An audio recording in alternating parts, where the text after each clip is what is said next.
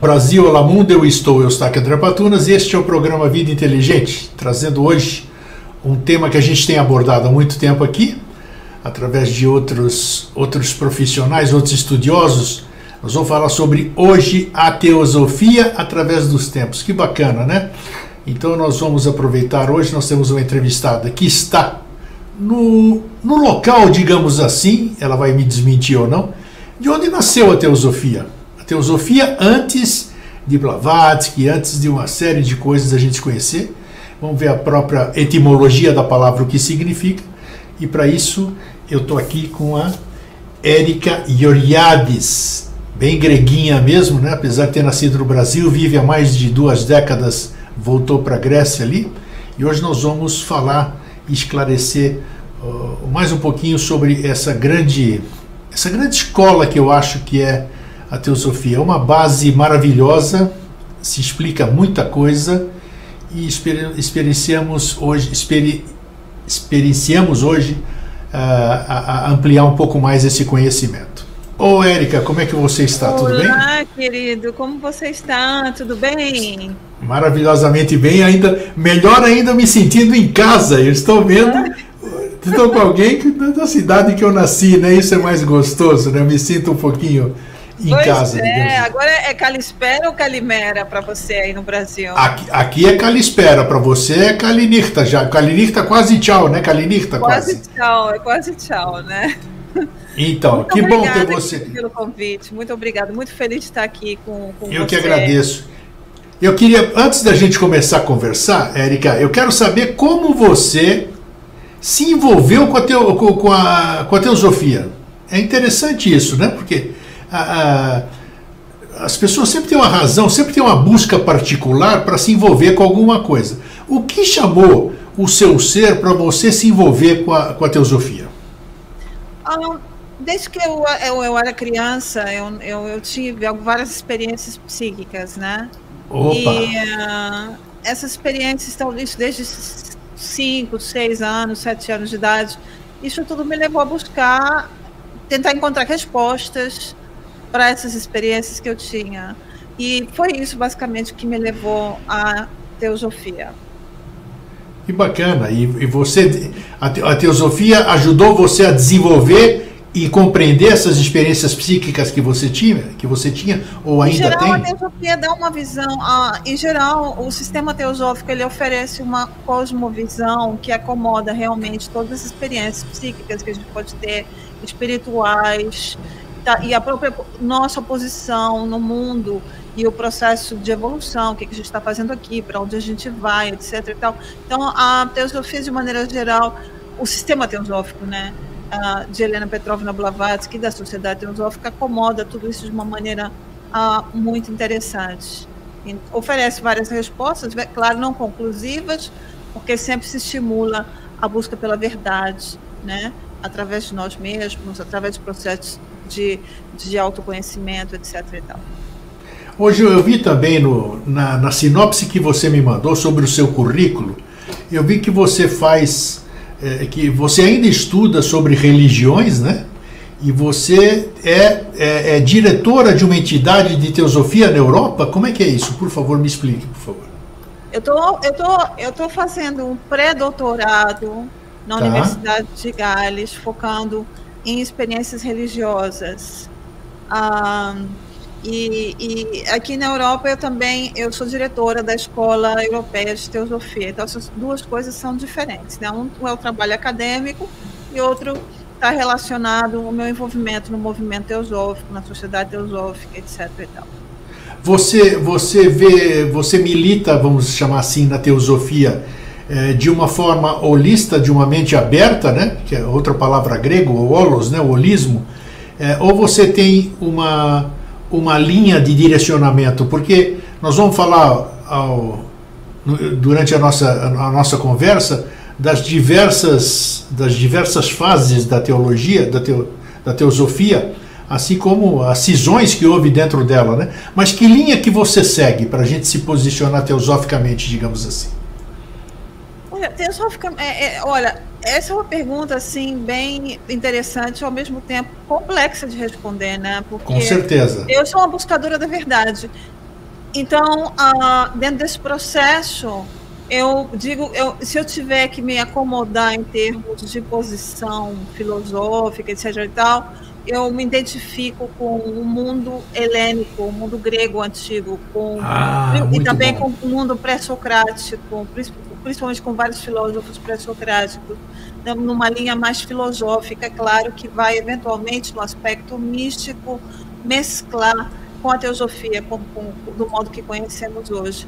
Mas de mente aberta também é importante, claro que a gente sempre incentiva a buscar a verdade, com uma mente aberta, mas a mente aberta não é algo que a gente pode falar assim, olha, eu tenho a mente aberta.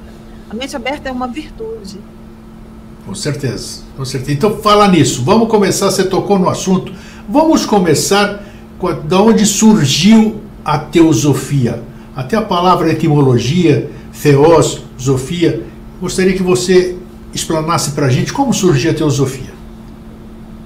E estão falando no país de origem, né? na Grécia, provavelmente. No mundo antigo, como você sabe, na antiguidade não existia a Grécia, né? A Grécia, como Grécia, ela veio existir quando eles se libertaram dos turcos no século XIX, em 1821, e então fundaram o país que conhecemos hoje como Grécia.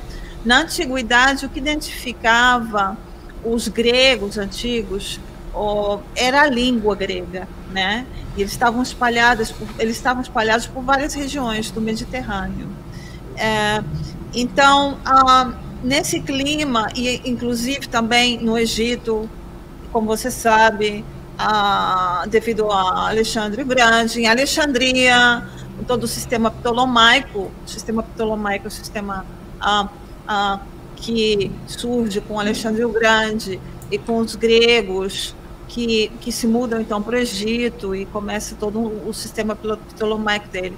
Mas com relação ao início da teosofia, Blavatsky, por exemplo, no livreto dela, Chave para a Teosofia, diz que a palavra havia sido usada por um sacerdote do período ptolomaico, que é esse período onde os gregos dominam o Egito, né?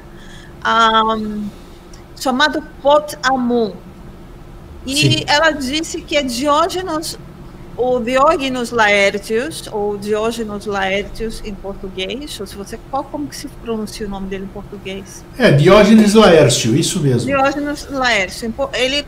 Ela falou que ele havia mencionado sobre esse sacerdote egípcio, Pot-Amun.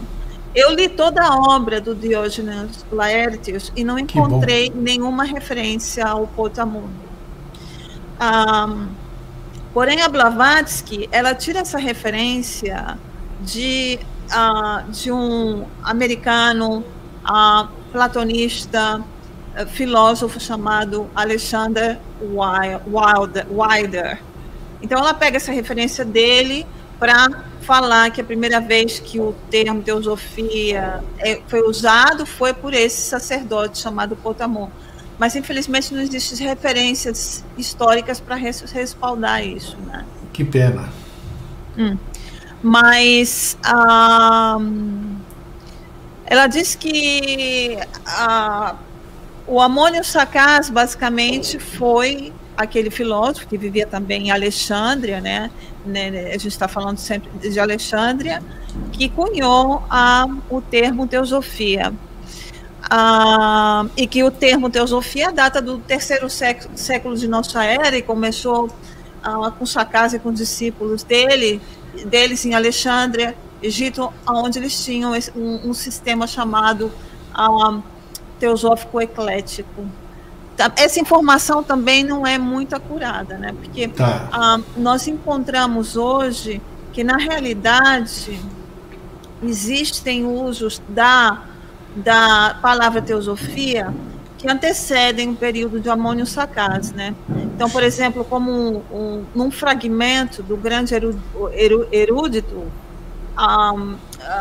Apolodoro de Atenas, ele era um historiador grego, o qual era discípulo de Aristarco de Samotrácia. O Aristarco de Samotrácia, da ilha de Samotrácia, vocês conhecem a ilha de Samotrácia, ele era o diretor da Biblioteca de Alexandrina, né? E ele era um gramático e filólogo. Então, a gente encontra, historicamente, a primeira vez que a palavra é usada em textos, que a gente encontra em textos antigos, é atribuída, então, ao Apolodoro de Atenas, esse discípulo de Aristarco de Samotrácia. Avançando no tempo, claro, a teosofia foi usada pelo pai da igreja, o Orígenes de Alexandria, né? Ele Sim. foi, basicamente, o Ammônio Sacas é dito que também foi um discípulo dele, estudou com ele, mas porém o Ammônio Sacas não escreveu absolutamente nada. O Ammônio Sacas já vive no século III depois de Cristo, e essa referência que eu fiz sobre o Apolodoro de Atenas, etc., é 180 antes de Cristo. Então você vê que tem uma diferença. E muito é claro bem. Que o termo é um termo grego, que é composto por duas palavras, theos e sofia. Theos significa theos, Deus. Deus. E sofia, sabedoria. Né? Então, a sabedoria de Deus é a tradução literal dessa palavra, que é composta por duas, é uma palavra composta grega. Mas tradicionalmente, no movimento teosófico hoje, é traduzida, ela é interpretada como sabedoria divina também. Sabedoria divina, tá. Mas nessa primeira teosofia, o objetivo era o quê? Qual era a fundamentação da teosofia desses que você acabou de citar, desses proto-gregos aí? Qual era a fundamentação desse tipo de estudo, a sabedoria de Deus, vamos dizer assim? Olha, isso é muito complexo, né? Porque nesses textos antigos que eu menciono, não está bem claro o modo com que eles empregavam o termo teosofia. Quando se falamos, por exemplo, de Apolodoro de Atenas, desse período antes de Cristo, a gente vai começar a entender um pouco mais do modo que os gregos antigos usavam o termo teosofia, já, por exemplo, com o Porfírio, o filósofo Porfírio, que é um neoplatonista, que era um discípulo de Plotino. Foi Porfírio, por exemplo, que compilou todo o trabalho de Plotino. A maioria dos escritos do neoplatonista Plotino foram perdidos, né? Então, se tem muito pouco. Ele escreveu muitas obras, assim como muitos filósofos gregos antigos, que foram perdidas. Então, nessa compilação, por exemplo, que é a Eneada de Plotino, nós não encontramos a palavra teosofia, apesar da teosofia ser atribuída também a Plotino, que já é o lado mais místico daquela linha do platonismo. O neoplatonismo é um termo que foi cunhado no século XIX, enfim. O Plotino, ele se considerava platonista, ele não se considerava neoplatonista. Então, Sim. Esse é um termo acadêmico, neoplatonismo, para essa divisão, né? Então, porém, o Porfírio, ele usa a palavra teosofia em uma obra dele. E aí, então, nós começamos a entender o sentido da teosofia para eles. Qual era? O Porfírio, por exemplo, ele usa o termo teosofia para se referir ao teósofo. Ele se refere ao teósofo. Sim. Como alguém que tenta controlar seus desejos e respeita todas as formas de vida, uma pessoa que abraça o vegetarianismo. Porfírio, ele escreveu um tratado sobre vegetarianismo muito importante naquele período, né? E uma pessoa que vive uma vida virtuosa, né? Uma pessoa que exerce a compaixão, o teósofo, uma pessoa que tenta manter as paixões, os desejos sob controle, e então ser impregnado por esse aspecto divino do ser humano. Então a gente já encontra aqui um significado da teosofia que provavelmente é o mesmo que as pessoas anteriores, os filósofos anteriores, os historiadores que eu mencionei usavam. Sim. É interessante. E onde é que eles... esse conceito... Hoje nós temos uma série de leis, né, Érica, que uns dizem... Vamos trazer mais para frente, assim, só para entender o que eu quero dizer. Aí Moisés subiu numa montanha, recebeu a tábua com os 10 mandamentos. Outros falam outras leis que foram passadas. No que eles criaram existia uma fonte, vamos dizer, naquele tempo no passado. Eu sei que é muito difícil buscar referências desse tipo, mas existia alguma fonte, por exemplo, como para ele determinar esses conceitos aí? O teósofo é aquele que se comporta dessa forma que você falou. Onde é que ele foi buscar esse tipo? Qual era a fundamentação dele? Não, a fundamentação é no próprio significado da palavra teosofia. Teosofia, tá. A sabedoria divina.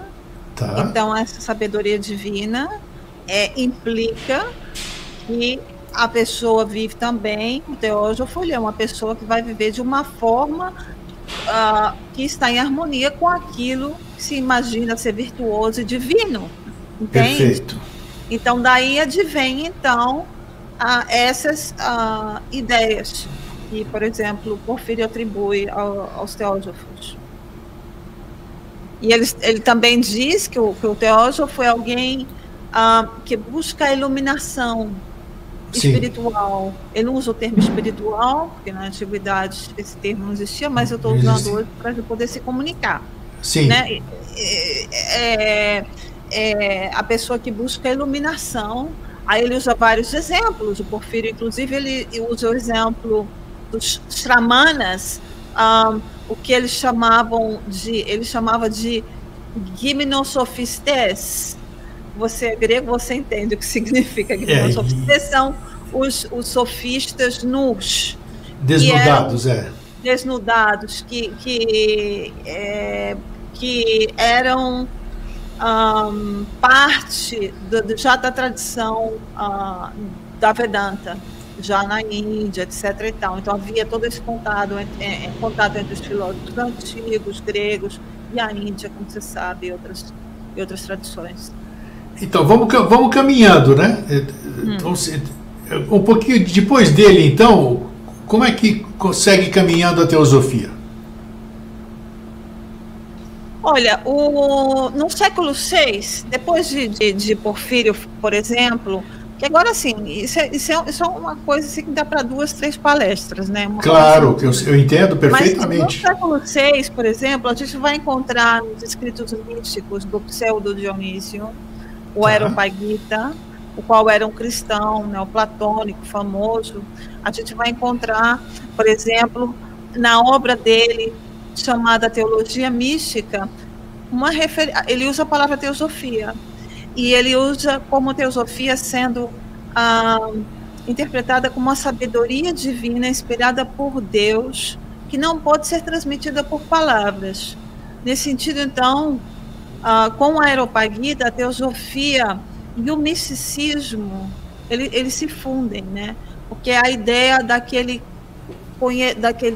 conhecimento, daquela experiência divina que é inefável, que não pode ser transmitida por palavras, né? Já indo mais adiante, existem várias referências. Existe um historiador chamado Brucker. Ele deu várias referências sobre quem ele considerava teosofistas, e ele era muito crítico à teosofia, porque ele era um filósofo, já aquela ideia do racionalismo, por volta de 1493, por volta do século XVII, no século XVIII já era uma coisa muito forte, né? Então, Brucker era o quê? Era o inglês, americano? Filósofo, alemão. Acho que é alemão, né? Ok. E aí ele escreve, ele diz, por exemplo, que o Paracelso era um teosofista, porque ele estava usando e tentando entrar em contato e usando todos os tipos de conhecimento de artes secretas, místicas, misteriosas, que o processo racional não poderia explicar.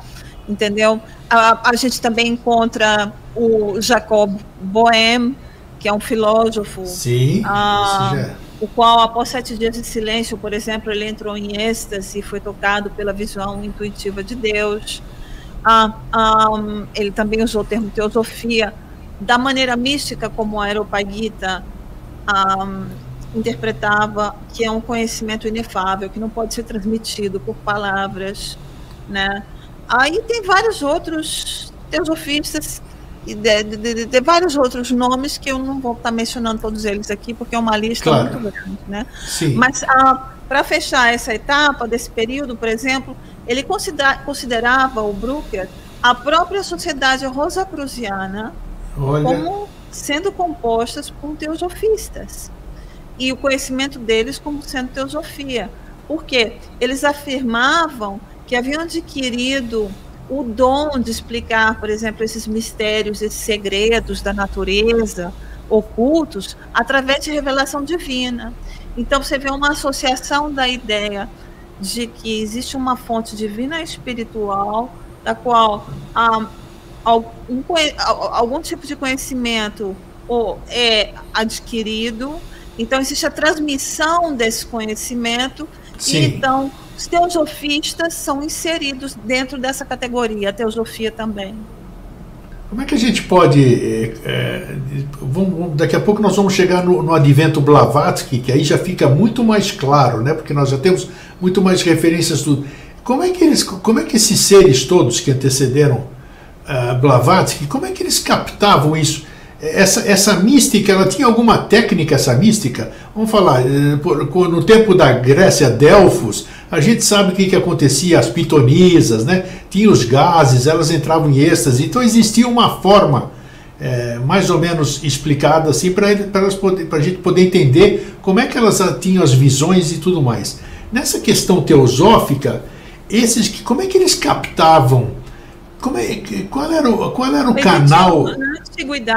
Na antiguidade existiam várias técnicas. Existia o processo de incubação de sonhos, onde eles iam para locais sagrados e tentavam então ter contato com algo divino através de sonhos. Sim. Eles faziam isso até em grupos coletivos aqui na Grécia, né? Eles iam enfim, existiam no processo de oração, um processo de adoração aos deuses, com a teurgia de Ammônio Saccas. A teurgia também era considerada um canal para que essa teosofia se expressasse, com experiências transcendentais, místicas. Até o próprio Sócrates, ele tinha experiências que são, por exemplo, o demônio socrático é um mistério muito grande, né?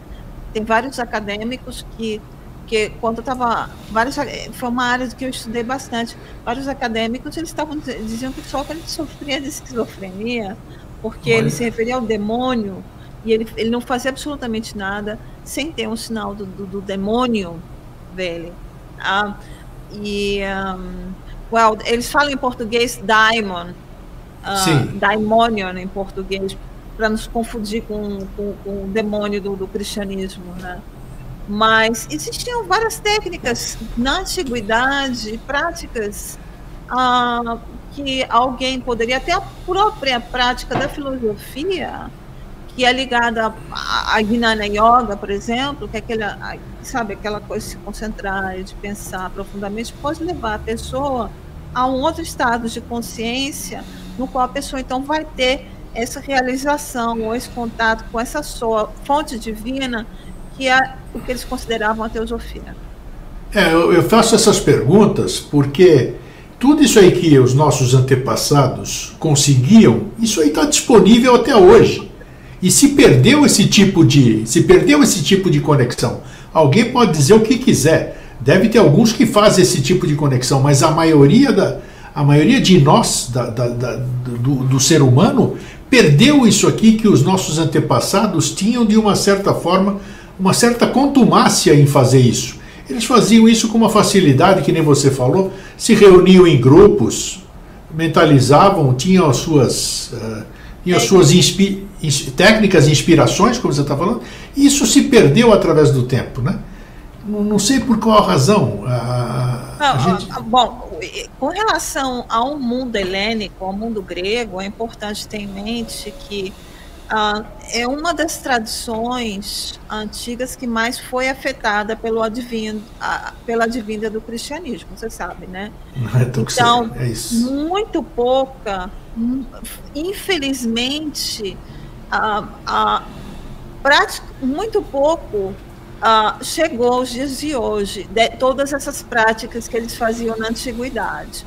Você sabe que os mistérios antigos gregos, tudo que conhecemos, a maioria são especulações, porque não se sabe até hoje, sempre com uma certeza precisa de 99%, o que era ensinado dentro dos mistérios. Se sabe basicamente a estrutura, etc. Porque durante a advinda do cristianismo, mataram os hierofantes, a igreja assassinou os hierofantes, e com eles, então, foi o segredo desse processo de iniciação que eles tinham na antiguidade, que também era um canal para manifestação, ou era um dos canais principais dos mistérios de Eleusis, os mistérios da Cavíria, de Samotraque, todos esses mistérios antigos gregos, né? Eles também eram canais para esse processo de despertar divino do ser humano. Mas eu acho que a lei um dia há de cobrar todas essas coisas que foram feitas em detrimento da busca da verdade, né? de nos afastar da verdade. Porque existe a lei, a causa e efeito, ação e reação, isso tudo certamente será cobrado um dia, né? Então vamos seguir adiante. Aí depois disso já entramos já no período do advento Helena Petrovna Blavatsky ou não? Sim, a gente tocou um pouco no mundo antigo, a gente falou um pouco da teosofia cristã e também da teosofia na Idade Média e na Renascença, e da teosofia chega então no século XIX com Madame Blavatsky e com o Coronel Walcott, quando eles então fundam uma organização chamada Sociedade Teosófica em Nova York, e depois transferem a sede para a Índia, né? Então a gente vê que o nome teosofia então é trazido à arena de novo, mas de uma maneira mais que é popularizado de certa forma, né? Através da Sociedade Teosófica. Érica, só me diz uma coisa, só quero um hiatozinho antes de Blavatsky. Como é que Blavatsky aparece no mundo? Como é que ela se faz conhecer? Como? Ela vem do nada? Como é que é isso? Nesse tempo, a teosofia ela é estudada sem uma direção, um pouquinho antes do advento de Blavatsky? Aparentemente, sempre existiu uma tradição que a gente pode usar, esotérica, inclusive o termo esotérico é um termo grego, mas que foi no mundo ocidental, ele começou a ser usado a se relacionar ao esoterismo como organizações, como movimento, no século XIX também, né? Então existiam essas organizações, esses movimentos, essas tradições espirituais, nunca deixaram de existir. Então, Madame Blavatsky vem no século XIX, ela onde existia, começa a ocorrer uma mudança já social muito grande, onde o processo de atenção para o mundo acadêmico, etc., começa a se voltar de maneira muito forte, o racionalismo começa a ficar muito mais instalado na mentalidade do povo. As ideias, ela comenta, Blavatsky, no século XIX ela comenta, imagina, no século XIX, se falar de alma e do ser divino, e de que e de algo espiritual nos dias de hoje é algo tão raro como é muito raro. Você imagina ela falando isso já no século XIX, então você vê que já começa a haver um distanciamento, é claro, por causa do secularismo, da religião com a política, etc., começa a haver e educação, a haver uma divisão ainda muito mais forte, onde começam a se considerar que todas essas ideias são, então, irrelevantes, e que o importante, então, é dar atenção a coisas materiais, que são, etc. E tal. Então, dentro desse contexto, ela, então, conhece o Walcott, e eles, então, fundam a Sociedade Teosófica, né? É claro que ela era discípula ela diz ter sido discípula de um ser muito avançado, o Mahatma, que é uma grande alma, e então tinha essa missão de tentar criar um redespertar espiritual, digamos assim, através do trabalho dela. E é interessante porque ela foi no começo, nesse começo de Blavatsky, ela foi muito combatida, né? Chegaram a chamá-la inclusive de uma charlatã. Ela sofreu uma...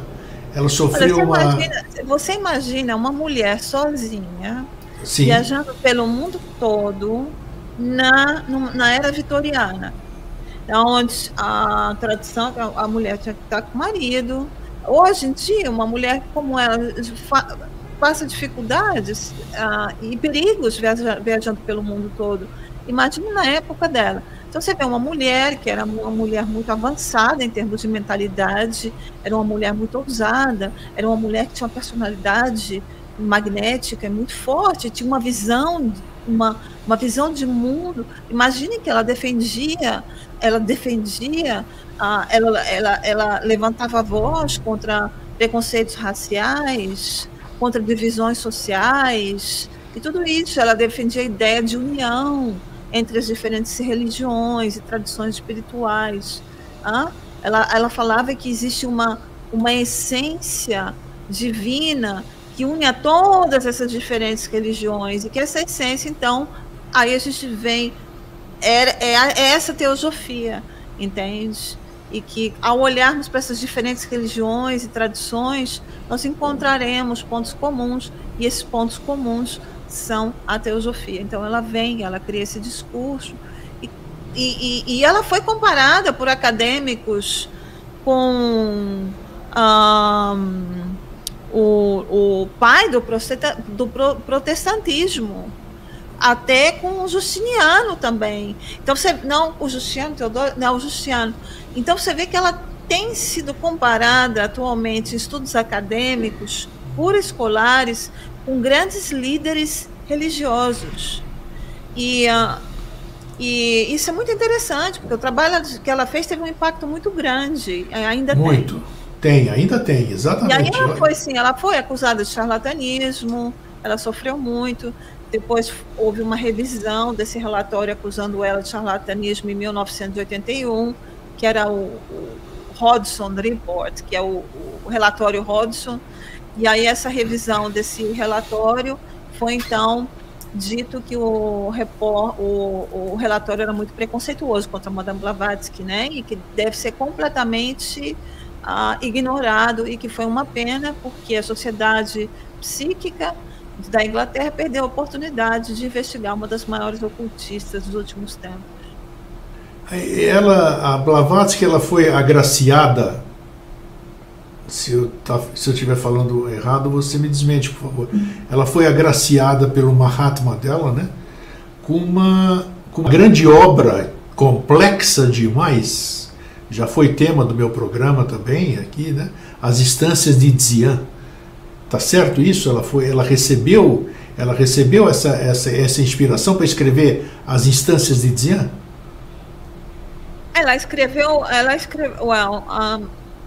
Blavatsky diz que a fonte da doutrina secreta, porque as instâncias de Dzyan são a base da doutrina secreta, né? Exato. São advindas de um conhecimento oculto, de um conhecimento secreto, qual foi revelado só um pequeno, muito pouco, e isso foi feito com a orientação dos mestres dela.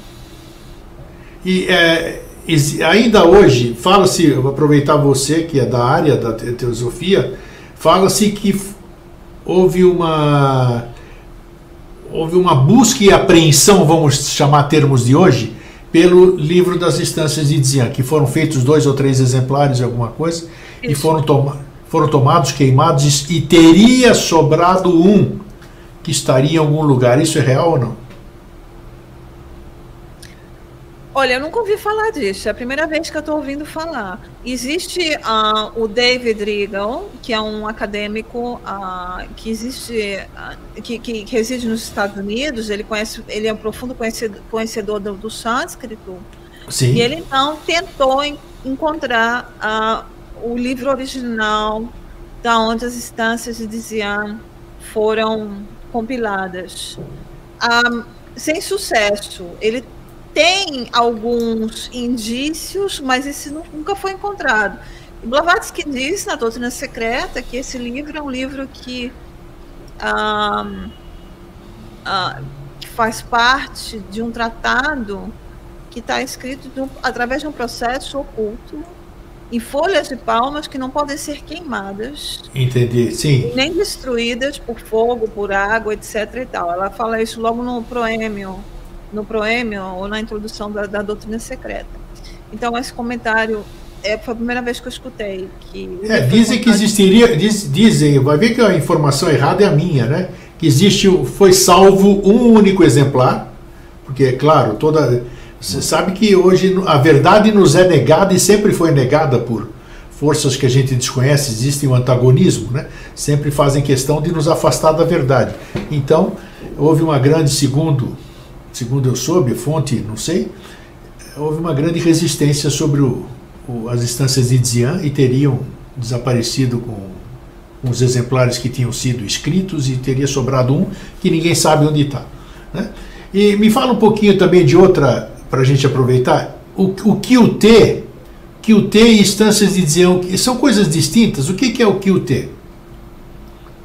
Olha, o QT agora, ele basicamente é importante primeiro entender o seguinte, que as instâncias de Dzian foram escritas em uma língua chamada Senzar. Senzar, sim. Senzar. E que essa língua Senzar, a Blavatsky disse que é uma língua oculta, composta por símbolos e hieróglifos mágicos. Então ela fala que existe uma tradição antiga e que existe uma série de iniciados na antiguidade que usam essa língua Senzar, e essa língua Senzar é uma língua que qualquer iniciado conhece, porque é composta por símbolos, ideogramas, etc. e tal. E o livro, as instâncias de Dzian foram escritas então com essa língua chamada Senzar. Então, mesmo que alguém, baseado na cosmovisão de Helena Petrovna Blavatsky, mesmo que alguém encontre esse tratado, o tratado que Blavatsky se refere, a pessoa não vai conseguir ler se não tiver o conhecimento dessa língua que ela fala que é uma língua sagrada, e que é a língua dos hierofantes. Você sabe que na Grécia Antiga os hierofantes eles usavam uma língua diferente do que nós conhecemos, que era uma língua, como é que é o termo em grego? Hierofática? Não. Qual que é o termo em grego, você lembra? Não me lembro. Você não se lembra? Não. Uma língua hierática. Hierática, sim. Tá, isso. Agora, o QT, basicamente, eles são um tratado tântrico tibetano que faz parte da tradição budista, né? Sim. Vai ter alguma coisa... Isso de acordo com Helena Petrovna Blavatsky. Sim. Que ela e os livros de Dzian, eles são volumes secretos que fazem parte dessa coleção chamada QT. Entendi, agora entendi. Eu sabia que tinha alguma ligação, só não sabia fazer essa ligação, e você esclareceu agora. Agora sim, que ela cita muito essas fontes. E depois, então, ela se juntou ao Olcott, né, e fundou a Sociedade Teosófica em Aidar, na Índia. Como é que foi isso? Não, ela funda a Sociedade Teosófica. Tá. Desculpa, alguém estava me chamando e eu perdi você. Tá. Ela funda a Sociedade Teosófica em 1875, 17 de novembro de 1875, em Nova York, com o Coronel Olcott, de outros. No número total foram 16 pessoas que fizeram parte do processo de fundação. E aí, depois de alguns anos, eles mudam a sede internacional para Diyar, em Índia, onde existe até hoje, no sul da Índia, em Madras, Chennai. Aí a Helena Blavatsky começa a escrever. A primeira obra de Blavatsky foi a Doutrina Secreta, né? Ou não? Foi a Isis Sem Véu. Isis Sem Véu, sim. A Isis Sem Véu foi publicada em 1877. Isis Sem Véu é um livro que, não digo que todo mundo, mas muitas pessoas conseguem ler e compreender o Isis Sem Véu, né? Até dentro, quem conhece um pouquinho de esoterismo, ele consegue se entender. Que é um livro que toca mais na tradição, nas tradições ocidentais, por isso que é mais familiar para nós, ocidentais. Então, agora, quando chega a doutrina secreta, é uma coisa que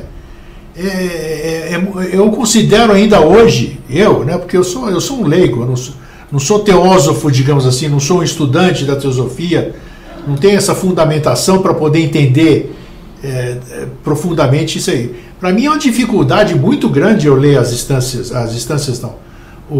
doutrina secreta, né?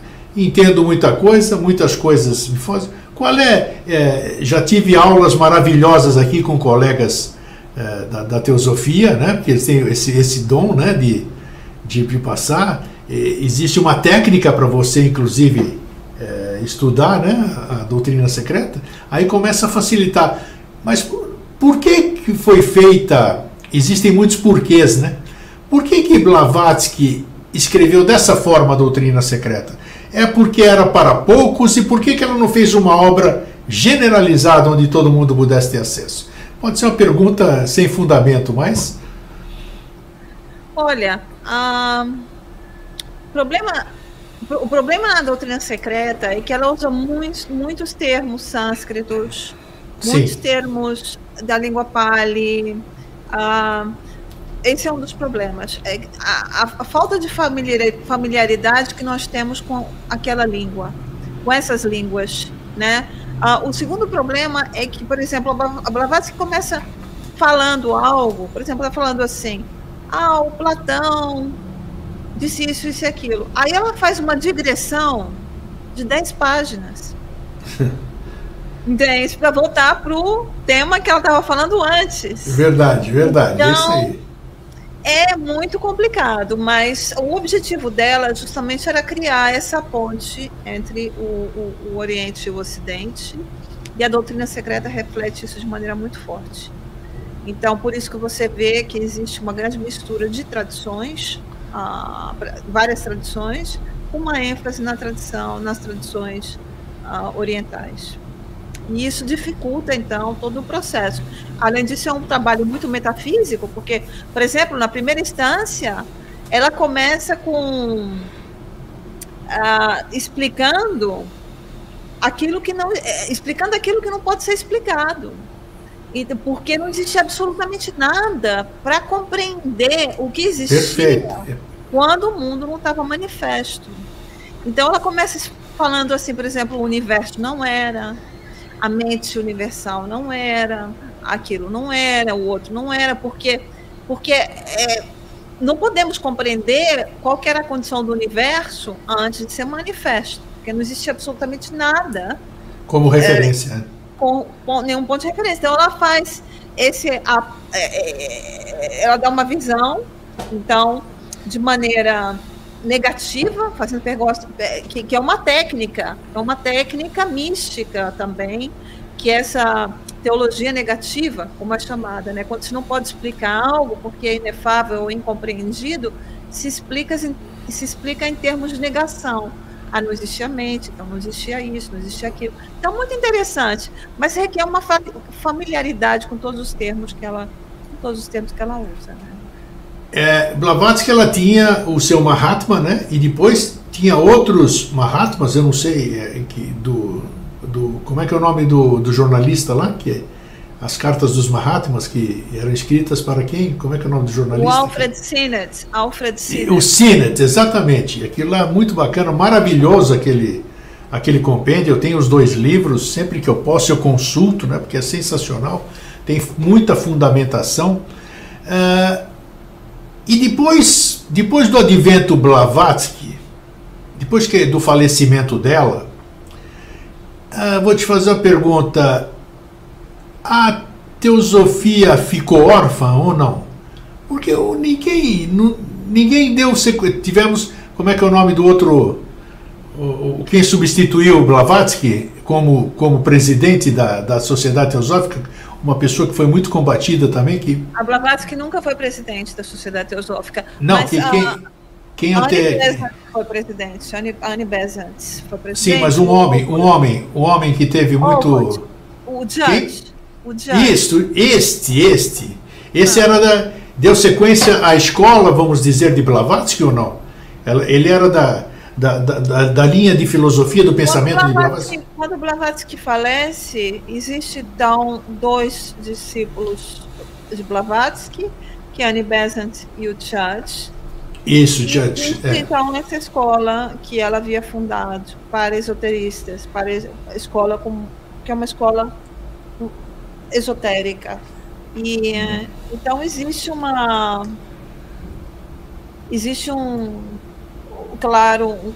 um conflito entre Annie Besant e Judge por razões sérias que não dá tempo de entrar em detalhes aqui. Sim. E ocorre então um primeiro esquisma da Sociedade Teosófica. O Judge vai da Sociedade Teosófica, vai e funda outra Sociedade Teosófica nos Estados Unidos.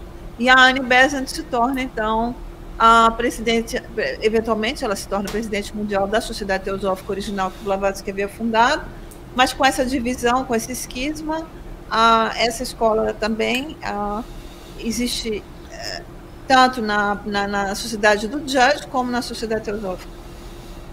Então, mas a Annie Besant e o Judge, eles tinham algum mentor? Ou ficaram... Como é que eles dizem? Por isso que eu digo, Blavatsky tinha os seus Mahatmas, tinha quem orientasse, apesar do poder pessoal dela também.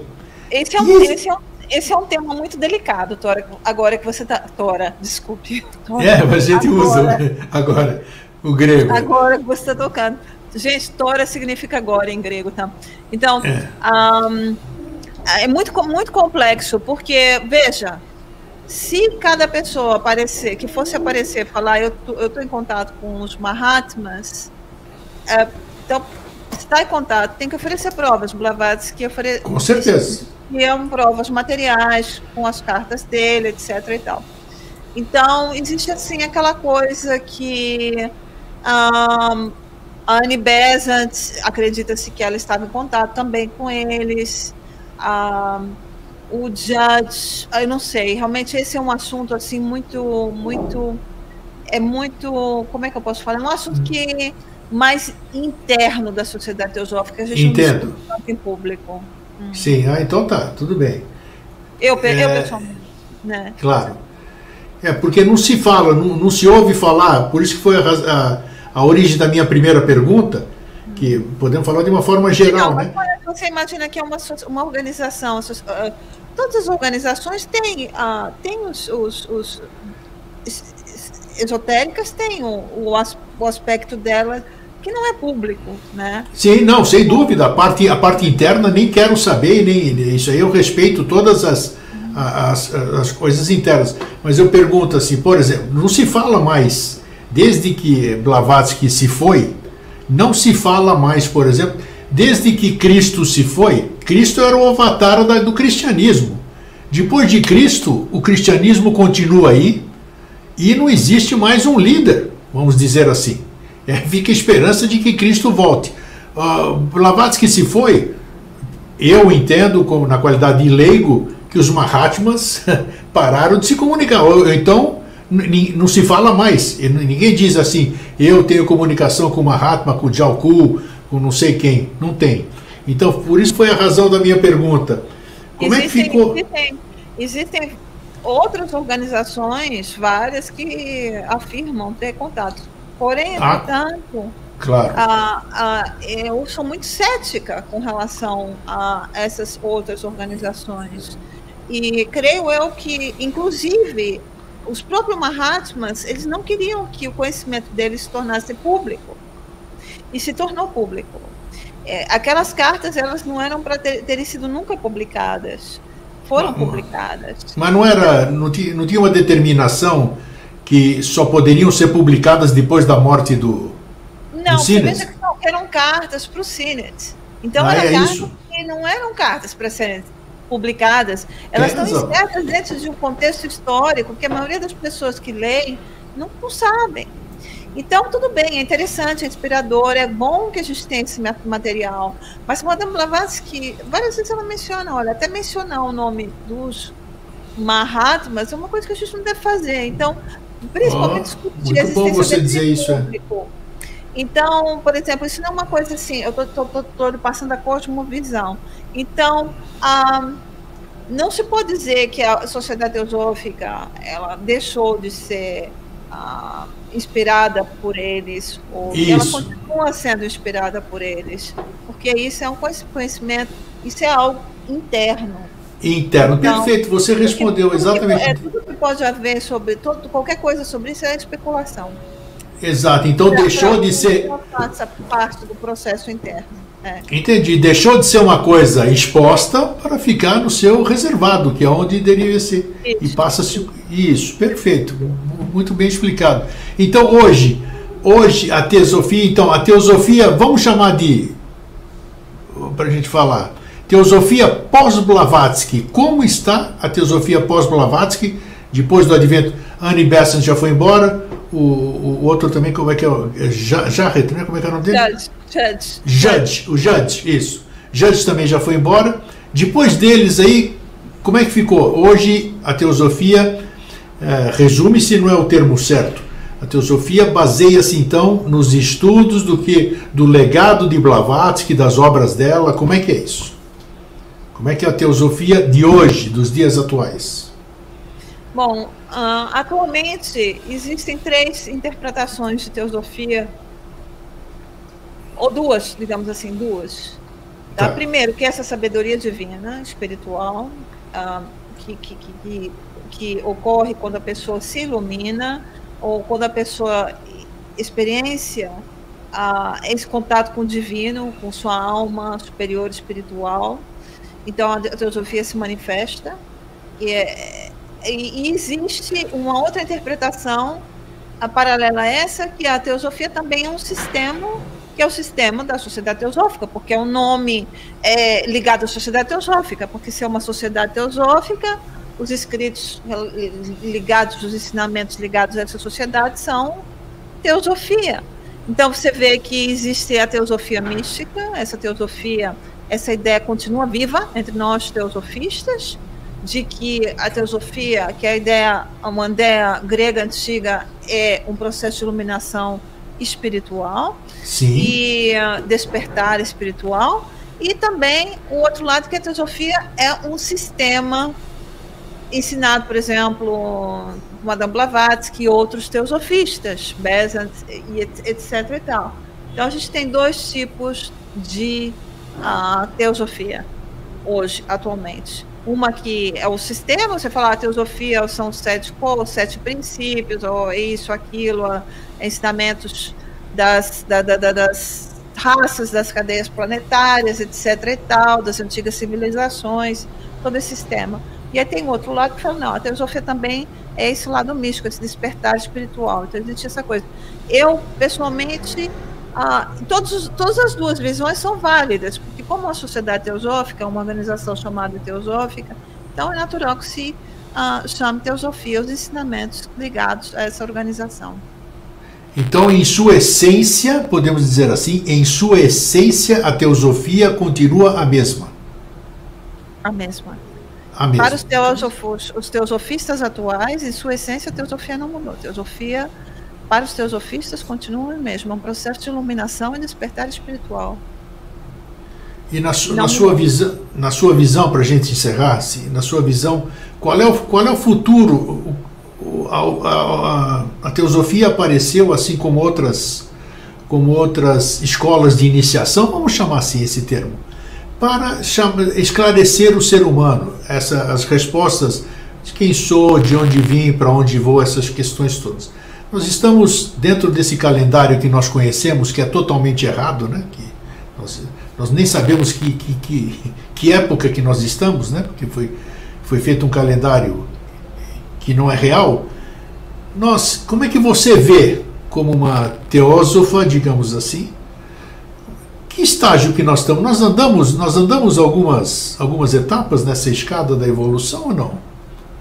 Quando você fala nós, você fala de humanidade? É claro, generalizando. Eu acho que nós nos encontramos numa etapa muito perigosa, onde 60% das espécies animais que existem no nosso planeta foram extintas da década de 70 até hoje, veja bem.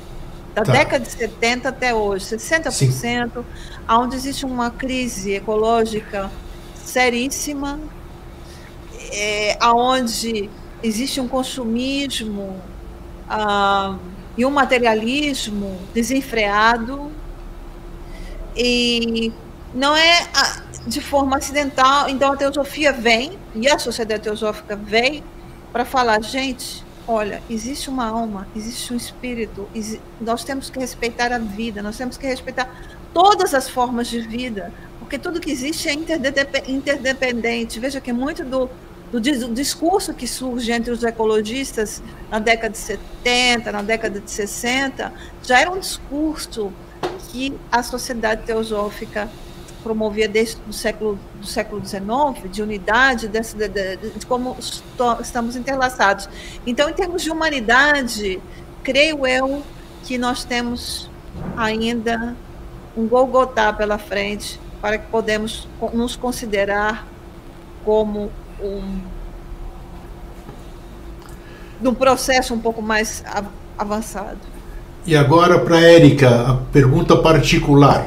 A que você atribui o nosso atraso? Porque nós deveríamos, historicamente, com tudo isso aí que nos foi disponibilizado pela sabedoria antiga, sabedoria iniciática das idades, a teosofia e outras grandes escolas, o que aconteceu, na sua opinião, para que nós estejamos ainda neste degrau que nós estamos aqui, que eu acredito que nós deveríamos estar bem adiante? Olha, existe uma ideia que é muito interessante, que é a ideia de que uma das coisas mais difíceis de se transformar é a natureza humana. Com certeza. Com certeza. Então, o maior problema é esse processo de transformação da natureza humana, entende? E é muito difícil. Então, a causa desse atraso, digamos assim, não é nada mais, nada menos do que a nossa própria natureza. E da ausência de um interesse genuíno em tentar realmente buscar algo mais do que aquilo que vemos ao nosso redor e de respeitar todos os seres e tudo que existe ao nosso redor. Entende? E você vê uma luz no fim do túnel ou não? Olha, vários cientistas, eles não veem luz no fim do túnel. Tem vários cientistas aparecendo falando que a humanidade pode desaparecer nos próximos 2, 3 séculos, se continuar nesse ritmo de produção e de exploração das fontes resources naturais do planeta, dos animais, de toda a vida. Nós estamos realmente, é muito perigoso. Eu tenho esperança, eu acho que a esperança é a última que morre. Eu creio que algo vai ocorrer para que a raça humana continue existindo, né? Eu acho que a única alternativa que nós temos é uma mudança de consciência. O que vai promover essa mudança de consciência Se vai ser o amor ou a dor, é escolha do ser humano, mas que vai precisar ter, vai precisar com certeza. Eu concordo com você. Então, Érica, muito obrigado pela sua disposição. Eu sei que você está cansada, nós temos a diferença de fuso horário. Que felicidade de falar com você. Estou sentindo a energia de Atenas aqui da minha terra natal, né? E espero que a gente se encontre numa próxima oportunidade também para falarmos sobre algum outro tema ligado a essa grande escola esotérica que é a Escola Teosófica. Muito obrigado pelo convite, foi um prazer muito grande estar aqui com você. Eu desejo tudo de bom. E quando você vier para Atenas, então, temos um encontro marcado. Não tenha dúvida, maio do ano que vem. Tá bom. Tá ótimo, tá bom, querido. Bom descanso, uma boa noite para você. Obrigada, muito obrigada, boa noite. Tudo de bom, tchau. Gente, que bom, né? Falar com conhecimento, é muito bom a gente buscar o entendimento. A gente busca um pouquinho aqui, busca um pouquinho ali, tem a nossa autocrítica, busca a fonte de inspiração e nós vamos tentando transformar isso, arrumar um pouquinho mais de esperança de tudo isso aqui que nós falamos agora. Então, para vocês que ficam, um fraterno abraço e um feliz sempre.